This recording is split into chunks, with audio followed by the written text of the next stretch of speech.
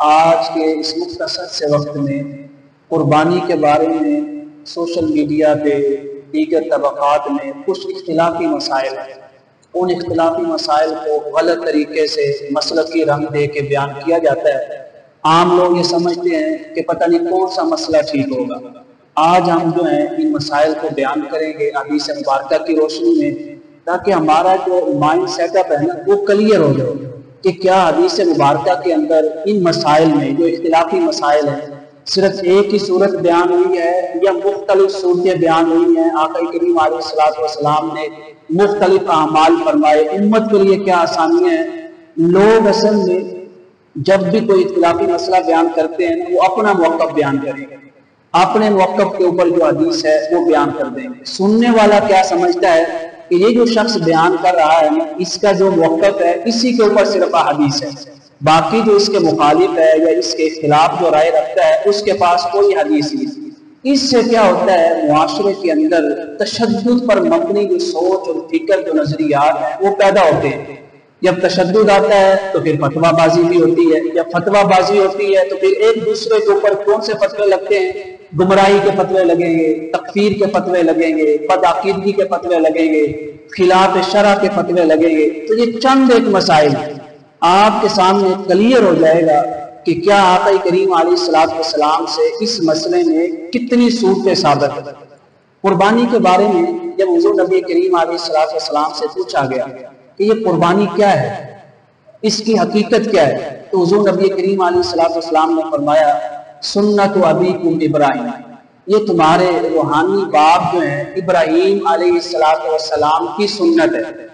اب یہ کون سی سنت ہے؟ اللہ تعالیٰ نے سورہ صافات میں آیات نمبر 102 سے لے کے 110 تک اس قربانی کے واقعہ کو بیان کیا، اور اللہ تعالیٰ نے اس قربانی کا واقعہ جو ہے مکمل کرنے کے بعد فرمایا ہم اس کے ذکر کو قیامت تک جو ہے لوگوں کے اندر جاری کر دیں گے، لوگ اس قربانی کو یاد رکھیں گے، ہم ان کو بولنے نہیں دیں گے۔ کرنے کے لیے بھی تیار ہو جاتے ہیں، وہ تو اکلوتے بیٹے کو ذبح کرنے کے لیے تیار ہو گئے، ہم اپنے بچے کے لیے 24 گھنٹوں میں سے آدھا گھنٹہ بھی دین کی تعلیم کے لیے نکالنے کے لیے تیار نہیں ہے۔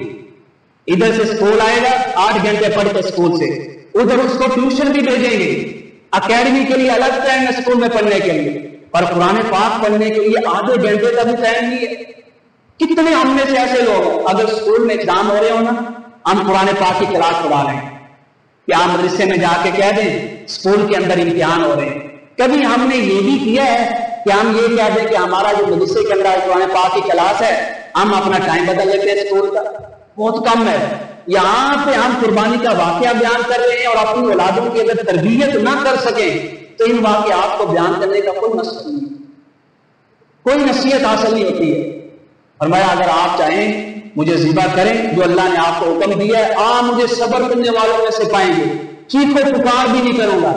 اللہ تعالیٰ فرماتا ہے دونوں باپ اور بیٹا فلما اسلم اپنا سر اللہ تعالیٰ کی اطاعت کے سامنے جھکاتے ہوئے چل پڑے، وَتَلَّهُ لِلْجَبِينِ اور اپنی پیشانی رکھ دی۔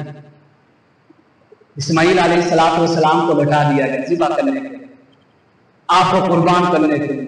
کتنی بڑی آزمائش! جیسے ذبح کرنے لگے آپ چھری چلا رہے ہیں، چھری چل نہیں رہی ہے، چھری نے کہا ہوگا اے ابراہیم آپ کو بھی ایک اللہ کا حکم ہے اور مجھے بھی اللہ کا حکم ہے۔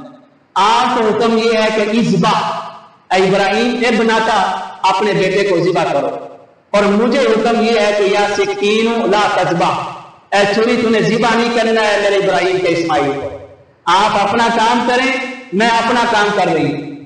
پھر آپ نے چھری چلائی، چھری کو وہی حکم ہے لا تذبح، ابراہیم علیہ السلام کو حکم ہے اذبح، ابراہیم علیہ السلام اپنا کام کر رہے ہیں اور چھری اپنا کام کر رہی ہے۔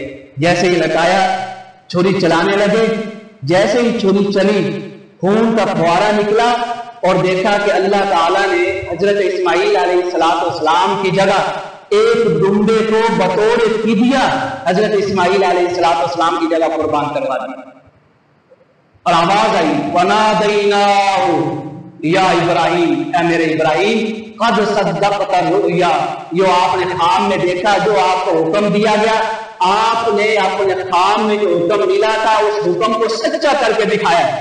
اللہ کی اطاعت پہ، اللہ کے حکم پہ پورا کر کے دکھایا ہے۔ اِنَّا كَذَلِكَ نَجْزِي الْمُحْسِنِينَ، جو ہمارے ساتھ اچھا کرتا ہے ہم بھی اس کے ساتھ اچھا کرتے ہیں، ہم بھی احسان کرنے والوں کا بدلہ نہیں رکھتے ہیں۔ کرنے والوں کا بدلہ کیا دیا اللہ تعالیٰ نے؟ قرآن پاک میں فرمایا کہ وَتَرَكْنَا عَلَيْهِ فِي الْآخِرِينَ، اے ہمارے ابراہیم آپ نے اتنی بڑی آزمائش کے اوپر پورا اترتے ہوئے دکھایا ہے نا، اب آپ کی یہ قربانی کا چرچا تا قیامت ہم اپنے حبیب کی امت میں بھی کرواتے رہیں گے۔ کئی سو سال گزر جائیں گے، آپ کی قربانی کا ذکر ہوتا رہے گا۔ 1000 سال سے بھی زیادہ عرصہ گزر چکا، ہزاروں سال۔ آج ہم کن کی قربانی کا ذکر کر رہے ہیں؟ حضرت ابراہیم علیہ السلام کی قربانی کا۔ اور فرمایا وَتَرَكْنَا عَلَيْهِ فِي الْآخِرِينَ سَلَامٌ عَلَىٰ إِبْرَاهِيمَ، ہمارے ابراہیم پہ سلام۔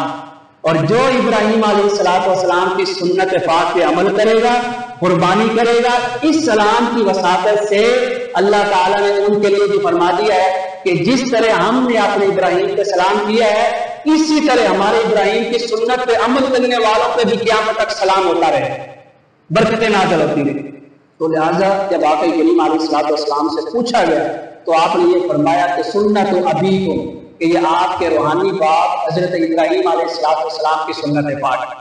کیونکہ ٹائم مختصر ہے، کچھ اختلافی مسائل ہمارے سامنے معاشرے کے اندر بڑے غلط طریقے سے بیان کیے جاتے ہیں، لوگ بڑا پریشان رہتے ہیں۔ سب سے پہلا مسئلہ جو بیان ہوتا ہے قربانی میں، آپ کا معلوم ہے کہ قربانی کے اندر جو جانور ذبح کیے جاتے ہیں، ایک بکری ہے، یعنی اس کا نر اور مادہ جوڑا ہو گیا، اسی طرح اس کے اندر دمبا بھی شامل ہے، بھیڑ، اس کے علاوہ کیا ہے؟ فرمایا گائے بھی شامل ہے، اس کا بھی نر اور مادہ، اونٹ، اس کا بھی نر اور مادہ، فرمایا یہ 8 جوڑے بنتے ہیں۔ وہ لوگ کہتے ہیں کہ جب 8 جوڑوں کا ذکر ہے، اس کے اندر بکری کا بھی ذکر ہے، بکری کے ساتھ ساتھ اس کا جو نر بکرا ہے اس کا بھی ذکر ہے، دمبے کا بھی ذکر ہے، بھیڑ کا بھی ذکر ہے، گائے کا بھی ذکر ہے، اور گائے کا جو مادہ ہے بچڑا اس کا بھی ذکر ہے، اس کے علاوہ اونٹ کا بھی ذکر ہے، اونٹنی کا بھی ذکر ہے۔ جب اللہ تعالیٰ نے یہ 8 جوڑے بیان کر دیے، اگر ہم بھینس کو شامل کرتے ہیں تو یہ کتنے جوڑے ہو جائیں گے؟ 10 جوڑے ہو جائیں گے۔ اگر 10 جوڑے ہوتے ہیں تو یہ قرآن پاک کے حکم کے خلاف ہے۔ جب قرآن پاک کے حکم کے خلاف ہے تو لہٰذا بھینس کی قربانی، کٹے کی قربانی جو ہے وہ کرنا جائز نہیں۔ ان سے آپ پوچھیں کہ اللہ تعالیٰ نے یہ جو 8 جوڑے بیان فرمائے ہیں کھانے کے لیے جو حلال ہیں، اس کے اندر اور کئی جانور ہیں جو اللہ نے بیان نہیں فرمائے۔ یہاں پہ تو قربانی کا بیان ہی نہیں ہو رہا، یہاں پہ یہ بیان نہیں ہو رہا کہ قربانی کے لیے کون سے جانور جائز ہیں اور کون سے جانور جائز نہیں ہیں۔ یہاں پہ یہ بیان ہو رہا ہے کہ کون سے جانور کا گوشت حلال ہے اور کون سے جانور کا گوشت حرام ہے، کیونکہ کفار مکہ نے کچھ جانور جو حلال تھے اپنی مرضی سے حرام کر رکھے تھے کہ یہ بتوں کے نام پہ ہے، اگرچہ حلال جانور ہے، اس کا گوشت ہمارے اوپر حلال نہیں ہے۔ اگر یہ نر جنے گی تو ہمارے اوپر اس کا گوشت حرام ہے، اگر یہ اتنے بچے جنے گی تو ہمارے اوپر اس کا گوشت حرام ہے۔ اللہ تعالیٰ نے ان کا یہ رد بیان کرتے ہوئے فرمایا ہے کہ ہم نے ان جانوروں کو حلال قرار دیا ہے، تمہارے پاس کون سی دلیل ہے ان جانوروں میں سے کسی بھی جانور کو حرام قرار دینے کی؟ یہاں پہ کوئی آگے پیچھے قربانی کا ذکر تک نہیں ہے۔ اگر مان بھی لیں تو یہ جو جانوروں کا ذکر ہو رہا ہے یہ معروف کے اعتبار سے ہو رہا ہے کہ حضور نبی کریم علیہ السلام کے زمانہ پاک میں کون سے جانور معروف تھے؟ بھینس ہو گیا، کٹا ہو گیا، یہ حضور نبی کریم علیہ السلام کے دور مبارکہ میں نہیں تھی۔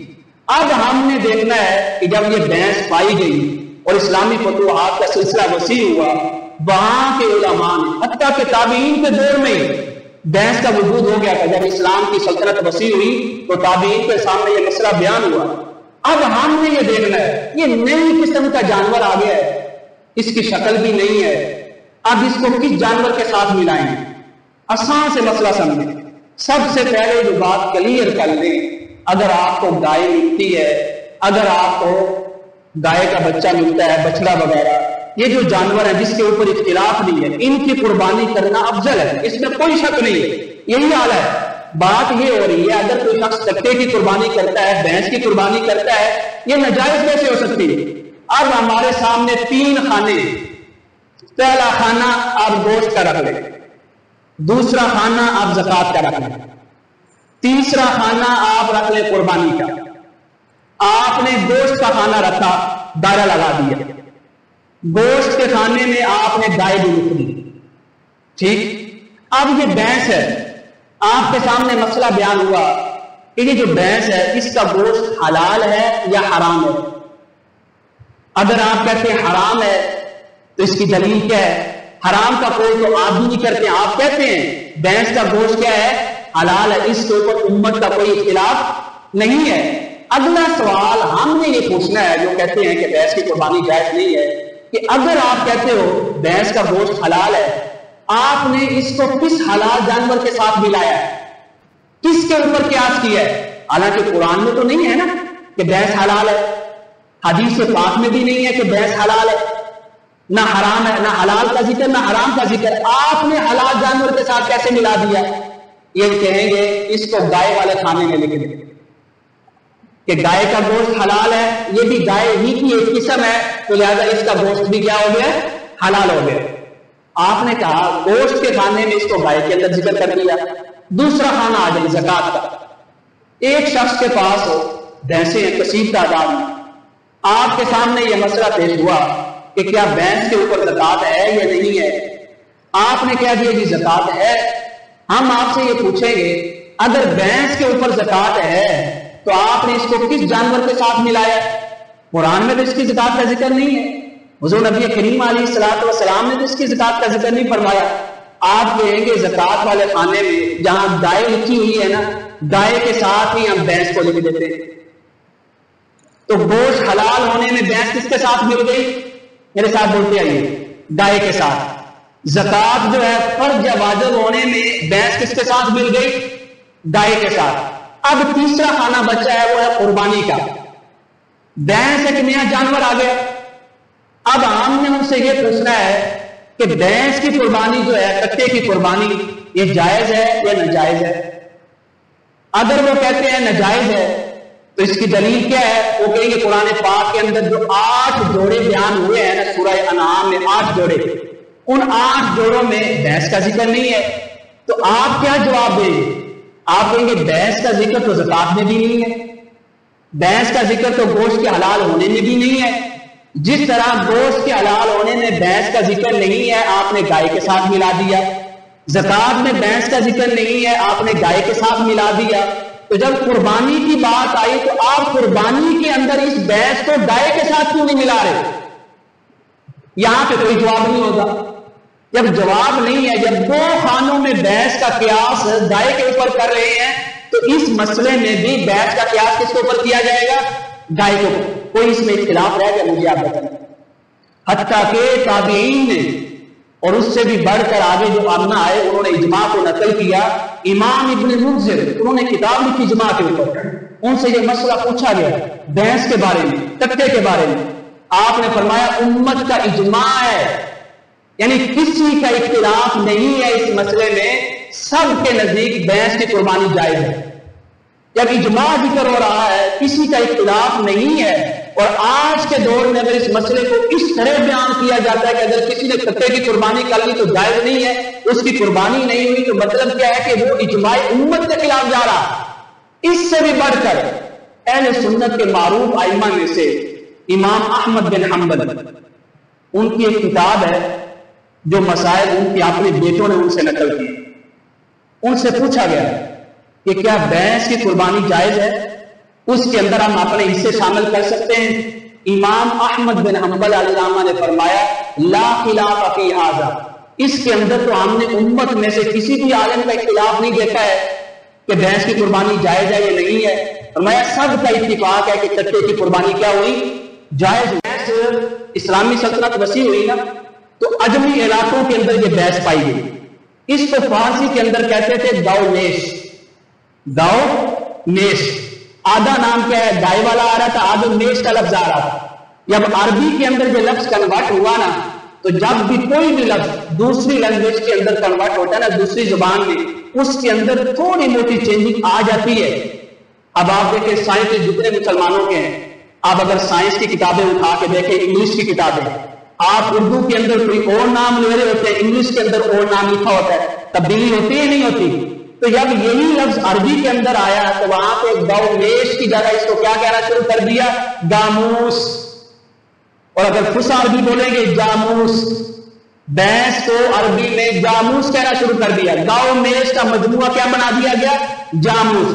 تو وہاں پہ لکھا ہوا ہے کہ الجاموس نوع من البقری، کہ جو بھینس ہے وہ گائے ہی کی ایک قسم ہے. جب ایک اختلافی مسئلہ تھا نہیں، ہم نے اپنے معاشرے کے اندر ایسے بیان کیا، نوجوان نسل پریشان ہو گئی. وہ یہ کہنے لگ گئی یار کس کا دین مانے؟ اگر آپ نے اس طرح بیان کیا ہوتا کہ پہلے دور میں نہیں تھی، آج کے دور میں آ گئی ہے، اس کا قیاس اس طرح کریں گے تو نوجوان نسل کے اندر ذہنی خلجان جو دین کے بارے میں پیدا ہوا تھا وہ پیدا ہو ہی نہیں سکتا تھا. ایک یہ مسئلہ. دوسرا بڑا مسئلہ ہم نے کل بھی مفصلاً بیان کیا، عقیقے کا. جب یہ سوال پوچھا جاتا ہے کہ قربانی کا جانور کر رہے ہیں، بڑے جانور میں کتنے حصے ہوتے ہیں؟ 7 حصے ہوتے ہیں. کیا 7 حصوں میں ہم کوئی بھی ایک حصہ عقیقے کا رکھ سکتے ہیں؟ وہ آپ کو کیا کہیں گے کہ یہ عقیقہ ہوگا ہی نہیں، اس میں قربانی والے جانور میں عقیقہ ہو ہی نہیں سکتا. اگر کوئی کرے گا تو قربانی بھی صحیح نہیں ہے. جب مسئلہ اس صورت میں بیان کیا گیا تو سننے والوں کے اندر خلجان پیدا ہو گئے کہ کچھ مولوی یہ مسئلہ بیان کر رہے ہیں اور کچھ مولوی یہ مسئلہ بیان کر رہے ہیں، ہم کس کی بات مانیں؟ میری نوجوان نسل، نوجوان دوستوں، کوئی بھی شے جب آپ کے سامنے آتی ہے اس میں آپ فیصلہ کر لیتے ہیں، ایک دوسرے سے پوچھتے ہیں، آپ یہ فیصلہ کر لیتے ہیں کہ یہ بات صحیح ہے یہ غلط ہے. دین کے معاملے میں ہمارے پاس جان چھڑانے کے لیے ایک ہی جملہ رہ گیا، کون سا دین صحیح ہے، کس مولوی کے دین پہ عمل کریں؟ اللہ تعالیٰ نے فرمایا فَأَعْتَبِرُوا يَا أُولِي الْأَبْصَارِ، کیا تمہارے پاس عقل نہیں ہے کہ تم دین کے مسئلے کو سوچ بوجھ کر کے اس کے پیمانوں کے اوپر فرق ساتھ کوئی فیصلہ کر سکو کہ دین کا کون سا مسئلہ صحیح ہے کون سا غلط ہے؟ اب یہی مسئلہ عقیقے کا آپ لیں. اگر آپ کہتے ہیں کہ قربانی کے جانور میں جو 7 حصے ہوتے ہیں ان میں سے کوئی بھی حصہ، 1 حصہ، 2 حصے، 3 حصے عقیقے کے کرنے جائز نہیں ہے، تو ہم پہلے عقیقے والی حدیث پڑھتے ہیں. عقیقے والی حدیث میں حضور نبی کریم علیہ السلام نے فرمایا، عائشہ صدیقہ رضی اللہ تعالیٰ عنہ سے مروی ہے کہ حضور نے حکم دیا کہ انی غلامی شاتان مکافیاتان، کہ اگر بچہ پیدا ہوا ہے نا، بیٹے کی طرف سے 2 سالم شدہ بکریاں دی جائیں گی، وہ ذبح کی جائیں گی. وَعَنِ الْجَارِيَّةِ شَاةٌ، اگر بچی ہے تو 1 سالم شدہ جو بکری ہے وہ ذبح کی جائے. اس حدیث کے اندر مجھے آپ بتائیں کس کا لفظ ہے؟ بکری کا. کس کا لفظ ہے؟ بکری کا. اور قرآن پاک میں بھیڑ کے لیے الگ لفظ استعمال ہوا یا نہیں ہوا؟ الگ لفظ استعمال ہوا. اگر آپ کہتے ہیں کہ عقیقے میں بھیڑ کو ذبح کرنا جائز ہے تو مجھے آپ بتائیں کیا یہ لفظ حدیث کے اندر موجود ہے؟ حدیث کے اندر تو بکری کا لفظ موجود ہے. جب آپ نے بھیڑ کی اجازت دے دی، وہ کیوں دی؟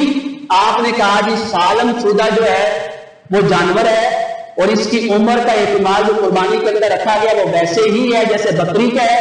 تو یہ جو چیزیں مشترکہ ہیں اس کی بنیاد پہ ہم کہہ رہے ہیں جس طرح عقیقے کے اندر بکری یا بکرا ذبح کرنا جائز ہے، اسی طرح دمبا کرنا بھی اور بھیڑ کرنا بھی جائز ہو گیا.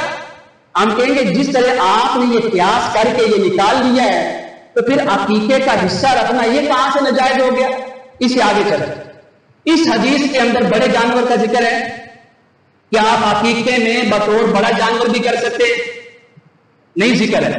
جب بڑے جانور کا ذکر نہیں ہے تو مطلب کیا ہے؟ بڑا جانور بطور عقیقہ نہیں ہو سکتا.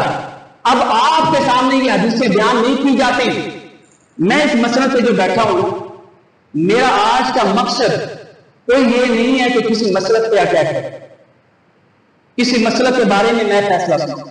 میں آپ کو 2 باتیں سمجھانا چاہتا ہوں کہ جو لوگ اس طرح کے مسائل بیان کرتے ہیں ان کو پیغام دینا چاہتا ہوں کہ ایک مسئلے کے اندر جتنی حدیث پاک ہے وہ آپ عوام کے سامنے کیوں نہیں رکھتے ہیں؟ ساری حدیث پاک بیان کرنے کے بعد جب آپ مسئلہ بیان کریں گے سننے والوں کو دینا جو ہے وہ وسیع ہوگا، ان کے لیے فیصلہ کرنا آسان ہے. اور دوسری بات یہ ہے کہ آپ اپنی پسند اور ناپسند پہ حرمت کا مسئلہ نہ بنائیں. آپ کیا کہتے ہیں؟ میری پسند یہ نہیں ہے، یہ میری ناپسند ہے، میرے نزدیک جائز نہیں ہے، تو آپ کیا کہہ دیتے ہیں؟ پوری امت کے لیے حرام ہو گیا.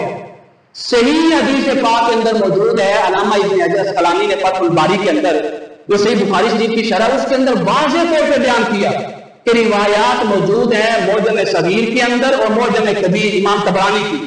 فرمایا اس کے اندر روایات موجود ہیں، بعض صحابہ کرام نے عقیقے میں بڑا جانور ذبح کیا ہے۔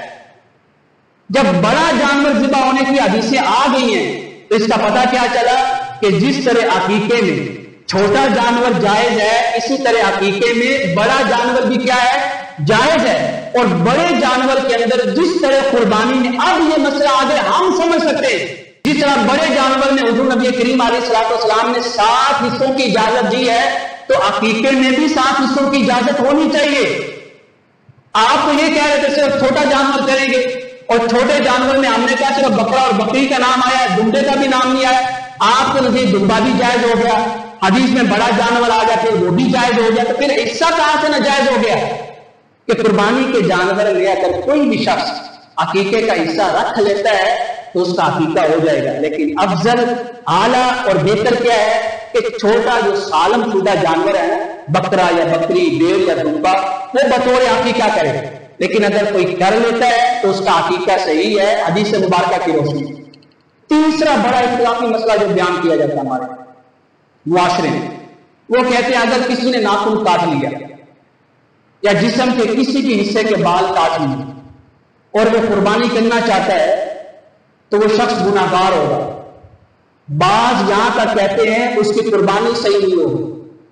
کیوں جی صحیح نہیں ہوگی؟ صحیح مسلم شریف میں حدیث پاک ہے، حضرت ام سلمہ رضی اللہ تعالیٰ عنہ سے روایت ہے کہ آقا کریم علیہ السلام نے فرمایا تم میں سے جو شخص قربانی کرنا چاہے نا اور ذی الحجہ کا چاند نظر آ جائے تو فرمایا فَلْيُمْسِكْ سے تنشاری وَأَظْفَارِهِ، وہ نہ تو اپنے بال کاٹے، جسم کے کسی بھی حصے کے بال نہیں کاٹے گا، نہ ہی اپنے ناخن کاٹے گا۔ وہ کہتے ہیں دیکھیں اس حدیث پاک میں آقا کریم علیہ السلام نے حکم دے دیا ہے کہ جسم کے کسی حصے کے بال نہیں کاٹنے ہیں اور ناخن وغیرہ نہیں کاٹنے ہیں۔ اب اگر کوئی کاٹے گا تو گناہگار بھی ہوگا اور اس کی قربانی بھی صحیح نہیں ہوگی۔ ہم کہتے ہیں پھر آپ نے مسئلے کے اندر صرف ایک حدیث بیان کی، دوسری حدیث پھر آپ چھوڑ گئے۔ یہی مسئلہ میں آپ کو سمجھانا چاہ رہا ہوں، آپ جب بھی کسی مسئلے کے اندر کسی کی رائے سنیں اس سے پوچھیں کیا اس مسئلے میں صرف یہی حدیث پاک ہے جو آپ بیان کر رہے ہیں یا اور بھی حدیث موجود ہے؟ اگر وہ کہتے ہیں نہیں یہی حدیث پاک ہے تو آپ کسی سے تحقیق تو کروا لیں۔ ایک بزنس کرنا ہو، کاروبار شروع کرنا ہو، آپ کتنے لوگوں سے پوچھتے ہیں؟ شرعی مسئلہ آپ سوشل میڈیا پہ بیٹھ کے ویڈیو دیکھ کے گھر کے اندر بستر کے اوپر لیٹے ہوئے کہیں بھی آپ نے فیصلہ کر لیا فلاں مسجد والے غلط ہیں فلاں مسجد والے صحیح۔ آپ نے مسجدوں میں جا کے ائمہ سے پوچھا، اماموں سے پوچھا، خطیبوں سے پوچھا کہ کیا اس مسئلے کے اندر کوئی حدیث پاک ہے؟ اب دوسری حدیث پاک بیان ہی نہیں کی جاتی، یہ بھی صحیح مسلم شریف کی حدیث پاک ہے۔ اما عائشہ صدیقہ رضی اللہ تعالیٰ عنہ سے نا کاٹنے والی کس سے روایت ہے؟ حضرت ام سلمہ سے، ہماری اما جان۔ اور کاٹنے والی کس سے روایت ہے؟ حضرت ام عائشہ صدیقہ رضی اللہ تعالیٰ عنہ سے۔ آپ سنیے سے مسلم شریف کی حدیث پاک آپ فرماتی ہیں آقا کریم علیہ السلام جب بھی قربانی کا جانور لاتے تو میں آپ کی قربانی کے جانور کا ہار جو ہے نا اپنے ہاتھ سے بنا کرتی تھی، اپنے ہاتھ سے ہار بنا کے اس قربانی کے جانور کے گلے میں ڈالا کرتی تھی۔ یہ جو ہم ڈالتے ہیں نا ہار وغیرہ، کوئی بھی نشانی وغیرہ، یہ بھی سنت پاک ہے۔ اور آقا کریم علیہ السلام کے بارے میں فرمایا ما یمسک عن شیء مما یمسک عنہ المحرم، آپ کسی بھی ایسی شے سے رکے نہیں رہتے تھے جس شے سے ایک محرم شخص احرام باندھنے والا رکا رہتا ہے، یعنی کوئی بھی ایسا کام کرنے سے اپنے آپ کو دور نہیں رکھتے تھے جس کام کو کرنے سے ایک محرم احرام باندھا ہوا شخص نہیں کرتا تھا۔ مجھے آپ بتائیں جس نے احرام باندھا ہوا ہے وہ بال کاٹ سکتا ہے؟ نہیں کاٹ سکتا۔ ناخن کاٹ سکتا ہے؟ جسم کے کسی حصے پہ جو ہے کوئی بھی شے چلا سکتا ہے؟ نہیں چلا سکتا، بال وغیرہ کاٹنے کی، ناخن وغیرہ کاٹنے کی۔ اما عائشہ صدیقہ رضی اللہ تعالیٰ عنہ کیا فرما رہی ہے کہ حضور نبی کریم علیہ السلام نے کوئی وہ کام نہیں کیا ہے قربانی کی حالت میں جو ایک احرام باندھنے والا شخص کرتا ہے۔ اس سے کیا لگا کہ آقا کریم علیہ السلام نے ناخن مبارک کاٹنا نہیں چھوڑے، بال مبارک کاٹنا نہیں چھوڑے۔ ایک حدیث مبارکہ کہہ رہی ہے کہ کاٹنا چھوڑ دیں۔ اب ہم کیا نتیجہ اخذ کریں گے؟ واجب کا اخذ کریں گے تو ایک حدیث پہ عمل کرنا پڑے گا، دوسری حدیث چھوڑنی پڑے گی۔ اب ہمارے سامنے ایک ہی کیا رہ گیا، ہم یہ کہہ دیں کہ مستحب ہے۔ اگر کوئی شخص ناخن وغیرہ نہیں کاٹتا ہے، بال وغیرہ نہیں کاٹتا ہے تو اس کا ثواب ہے، اجر عظیم ہے، اور اگر کوئی کاٹ لیتا ہے تو حدیث اما عائشہ صدیقہ رضی اللہ تعالیٰ عنہا کی روشنی میں نہ تو اس کی قربانی ناجائز ہوگی، نہ ہی اس شخص کو کوئی گناہ ملے گا۔ اب اگر آپ کے سامنے یہ دونوں حدیثیں بیان کی جاتی، آپ کو یہ فیصلہ کرنا آسان ہو گیا تھا یا نہیں ہو گیا؟ آپ کبھی یہ کہہ سکتے تھے کہ کس کا دین مانے، کس مولوی کی راہ پہ چلے؟ کوئی یہ مسئلہ بیان کر رہا ہے، کوئی یہ مسئلہ بیان کر رہا ہے، اور اختلافی مسئلہ جو بیان کیا جاتا ہے ایک ہی خاندان کی طرف سے قربانی کرنا، یعنی خاندان کے جتنے افراد ہیں تمام افراد کی طرف سے، جو ایک ہی چولہے میں ایک ہی کھانے پہ سارا ایک ہی فرد کھانا بنا رہا ہے، ایک ہی فیملی کے افراد ہیں، ایک ہی شخص کے پاس پیسہ جمع ہوتا ہے، وہی صاحب اختیار ہے، صاحب کفالت ہے، اگر وہ سب کی طرف سے قربانی کرے گا، آقا کریم علیہ السلام نے فرمایا، سنن ترمذی شریف کی حدیث پاک ہے، فرمایا سب کی طرف سے قربانی کا ثواب ہو جائے۔ اب جو لوگ کہتے ہیں نہیں جی نہیں ایک ہی قربانی کا ثواب ہوگا، وہ بھی غلط ہے۔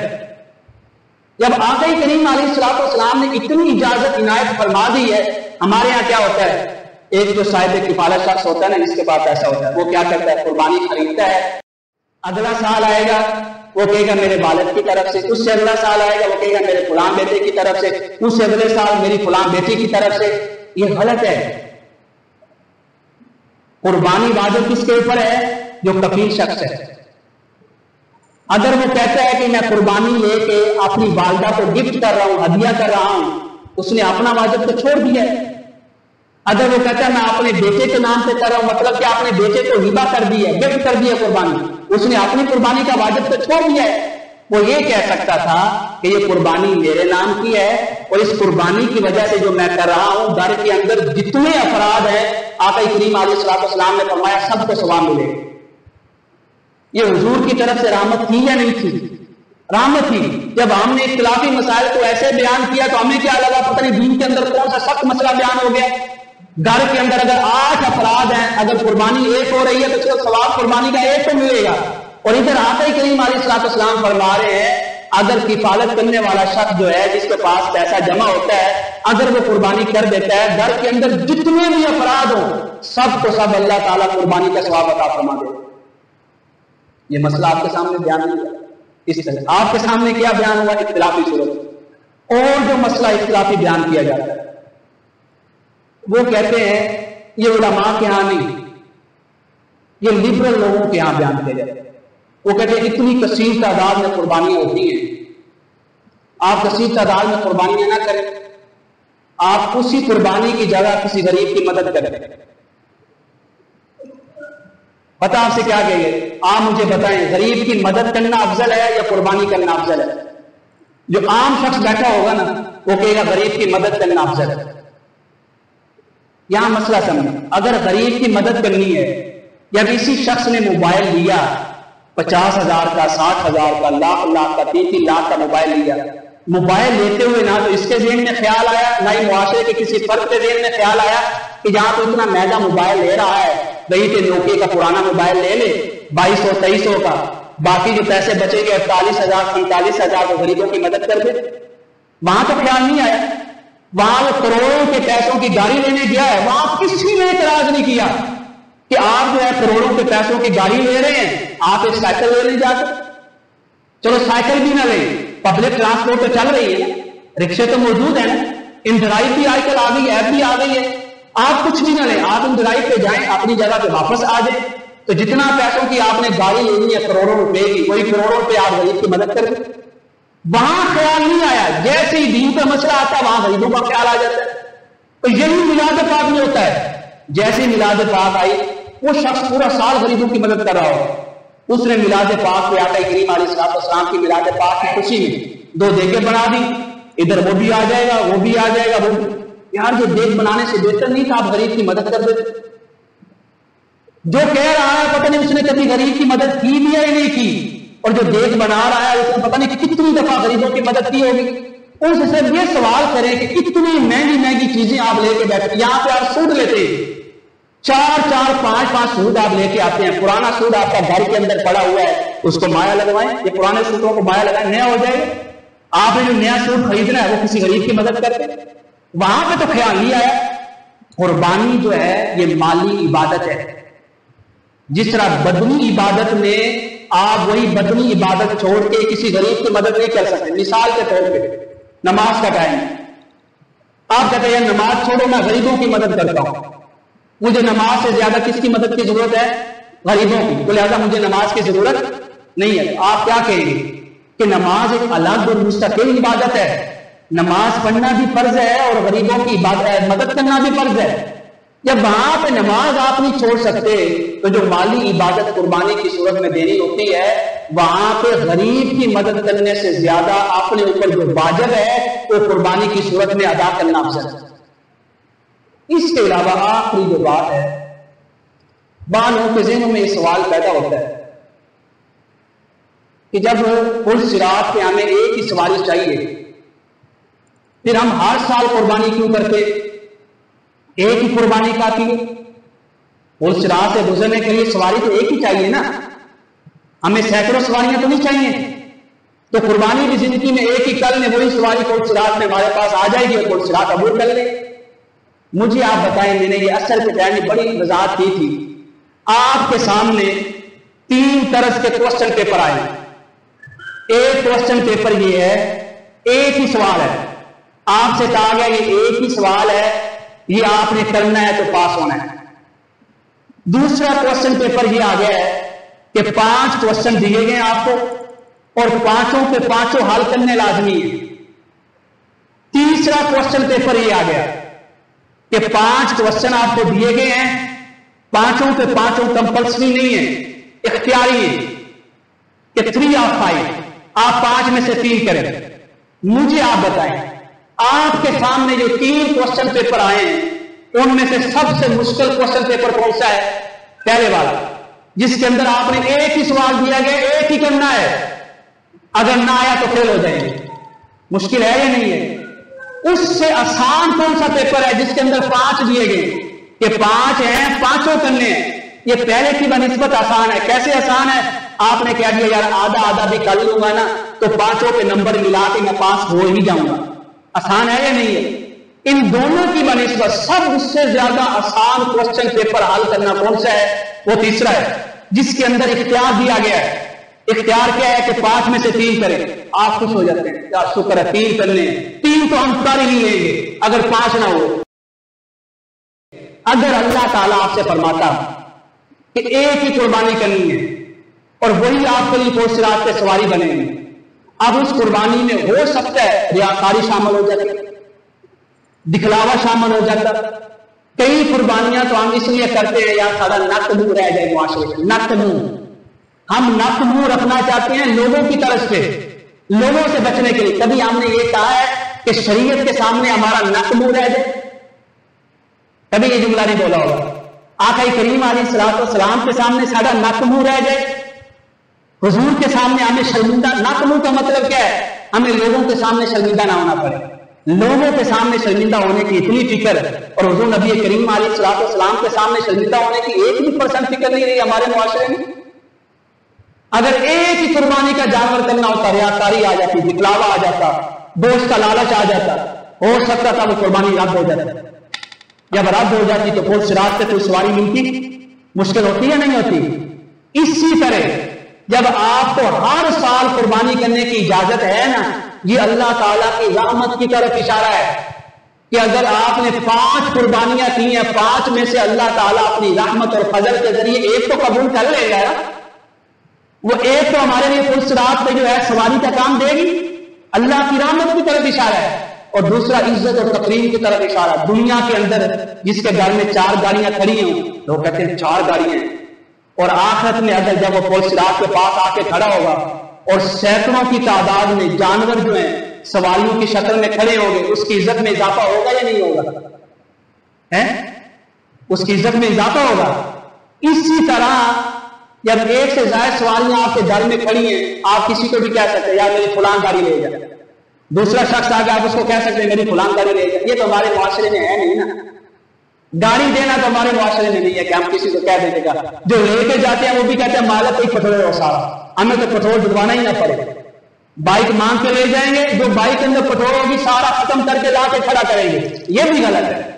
اگر آپ نے کسی سے بائک لی ہے، اس نے نیکی کرتے بائک دے دی ہے، گاڑی دے دی ہے، اس کا مطلب یہ نہیں ہے پٹرول خالی کر کے اس کے گھر میں لا کے کھڑی کر دیں اور بعد میں گالیاں دیتا رہے۔ وہاں پہ 3 سواریاں کھڑی ہیں، اللہ تعالیٰ اگر وہاں سے آپ سے فرما دے کہ تمہیں اتنی قربانیاں کی ہیں، اتنی مقبول ہو چکی ہیں، تو اپنی قربانی میں سے جس کو چاہے یہ سواریاں تو عطا کرے گا، اللہ تعالیٰ اس کو عطا فرماتا چلا جائے گا۔ یہ بھی ہو سکتا ہے اتنی سواریوں کی جگہ، اتنے جانوروں کی جگہ اللہ تعالیٰ آپ کے لیے خوبصورت سواری پیش کر دے کہ سارے جانوروں کی جگہ اللہ فرشتوں سے فرمائے اس کو فلاں خوبصورت سواری پیش کر دو تاکہ یہ پل صراط عبور کر دے۔ لہذا کوشش کریں، جو صاحب استطاعت لوگ ہیں وہ قربانی کریں، اور جو صاحب استطاعت نہیں ہیں وہ اللہ سے دعا کریں کہ اللہ تعالیٰ ان کو قربانی کرنے کی استطاعت عطا فرمائے۔ اللہ تعالیٰ سب کی قربانیوں کو اپنی بارگاہ عالیہ میں شرف قبولیت عطا فرمائے۔